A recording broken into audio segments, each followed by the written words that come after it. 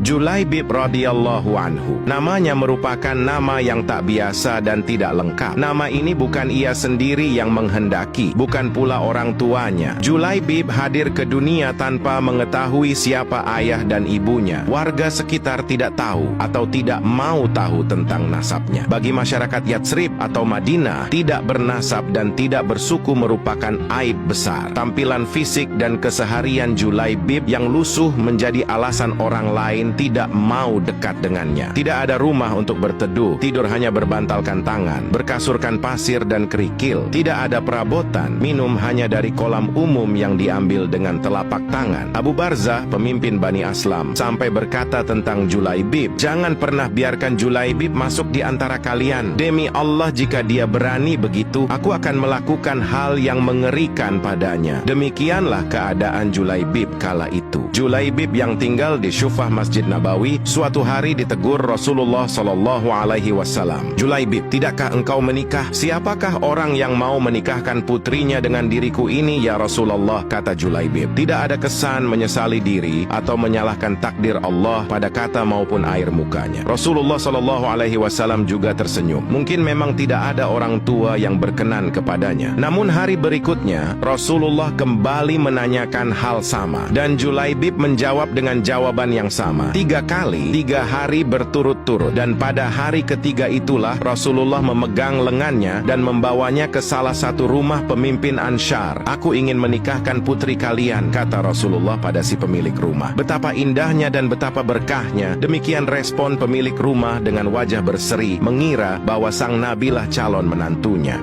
Ya Rasulullah, ini sungguh akan menjadi cahaya yang menyingkirkan temaram di rumah kami. Tetapi bukan untukku," kata Rasulullah. "Kupinang putri kalian untuk Julaibib," tegas Rasulullah. "Julaibib?" nyaris terpekik ayah sang gadis. "Ya, untuk Julaibib," kata Nabi. "Ya Rasulullah, saya harus meminta pertimbangan istri saya tentang hal ini," kata ayah sang gadis. Dengan Julaibib, istrinya menjawab, "Bagaimana bisa? Julaibib berwajah lusuh, tidak bernasab, tidak berkabilah, tidak berpangkat, dan tidak berharta. Demi Allah, tidak akan pernah putri kita menikah dengan Julaibib." Perdebatan itu tidak berlangsung lama. Dari balik tirai sang putri berujar, "Siapa yang meminta?" tanya sang anak. Sang ayah dan sang ibunya pun menjelaskan, "Apakah kalian hendak menolak permintaan Rasulullah? Demi Allah, kirim aku padanya. Dan demi Allah, karena Rasulullah yang meminta, maka tidak akan membawa kehancuran dan kerugian bagiku," kata sang gadis sembari membaca ayat surah Al-Ahzab. Dan Nabi dengan tertunduk berdoa untuk sang gadis salihah itu. "Ya Allah, limpahkanlah kebaikan atasnya dalam kelimpahan yang penuh berkah. Jangan kau jadikan hidupnya payah dan bermasalah." Demikian doa indah Rasulullah. Maka benarlah doa Rasulullah Shallallahu Alaihi Wasallam. Tak lama kemudian Allah karuniakan jalan keluar baginya. Kebersamaan di dunia ternyata tidak ditakdirkan terlalu lama. Meski di dunia sang istri salihah dan bertakwa, tapi bidadari telah terlampau lama merindukannya di surga. Hingga suatu ketika Rasulullah begitu kehilangan. Pada akhir pertempuran, Rasulullah bertanya, "Apakah kalian kehilangan seseorang?" "Tidak ya Rasulullah," serempak sahabat menjawab. "Sepertinya Julaibib memang tidak berarti di kalangan mereka." Rasulullah menghela nafasnya. "Tetapi aku kehilangan Julaibib," kata beliau. Para sahabat tersadar dan segera mencari Julaibib. Maka Julaibib yang mulia pun ditemukan. Ia terbunuh dengan luka di sekujur tubuh dan wajahnya. Di sekitar jasadnya ada 7 jasad musuh telah dibunuh. Rasulullah dengan tangannya sendiri mengafani Julaibib. Beliau mensolatkan dan berdoa, "Ya Allah, dia adalah bagian dari diriku dan aku adalah bagian dari dirinya."